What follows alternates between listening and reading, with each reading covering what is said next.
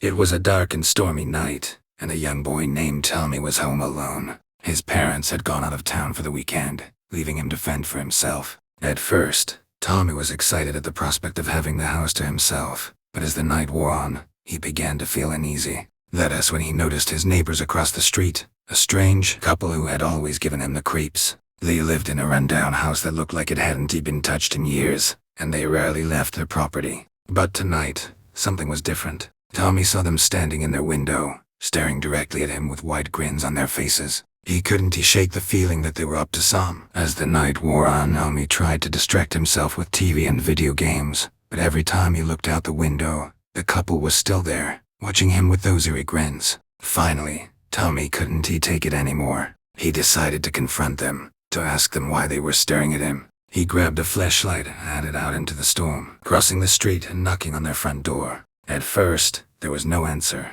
but then he heard a shuffling noise from inside the house. The door creaked open, revealing the couple standing in the shadows. "Hello, Tommy," the woman said, her voice raspy and low. Tommy was too frightened to speak. He tried to back away, but the couple closed in on him, their faces twisted in manic grins. "You shouldn't have come over here, Tommy," the man said, his eyes glinting in the dim light. Tommy tried to scream, but no sound came out. He was trapped, surrounded by these two creepy neighbors who seemed to be enjoying his terror. As the night wore on, Tommy never returned home. His parents came back the next day to find their son missing, and the neighbors across the street never spoke of him again. But some say that on stormy nights, when the wind howls and the rain pours down, you can still see the shadows of those two creepy neighbors in their window, grinning their manic grins and waiting for their next victim to come knocking at their door.